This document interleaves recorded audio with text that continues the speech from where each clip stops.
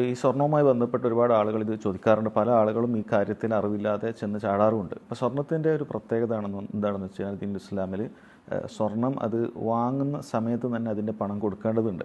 അത് ഘട്ടം ഘട്ടമായിട്ട് advance payment നടത്തിയിട്ട് അവസാനം സ്വർണം കൈപ്പറ്റുക എന്ന രീതിയാകട്ടെ, അതല്ലെങ്കിൽ സ്വർണം ഇന്ന് കിട്ടിയിട്ട് പിന്നെ നമ്മൾ പൈസ അടച്ച് തീർക്കുന്ന രീതിയാകട്ടെ, ഏതും ആകട്ടെ അത് പാടില്ല എന്നാണ്.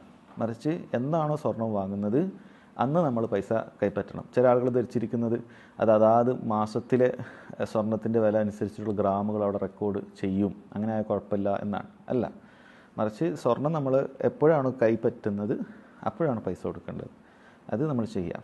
അത് നമ്മൾ പൈസ അവിടെ ജ്വല്ലറി കൊടുക്കാതെ നമ്മളെടുക്കൽ തന്നെ അത് എന്ത് ചെയ്യുക, സൂക്ഷിച്ച് വെക്കുക. അതല്ലെങ്കിൽ മാസം മാസം നമ്മൾ കുറച്ച് പറ്റുന്ന പോലെ ഗോൾഡ് കോയിനുകളോ മറ്റോ ഒക്കെ വാങ്ങിയിട്ട് അത് പിന്നീട് ആഭരണം മറ്റോ ആക്കാനുള്ള മാർഗം സ്വീകരിക്കുക. അതല്ലാതെ ഇങ്ങനെ ചെയ്യാൻ പാടില്ല.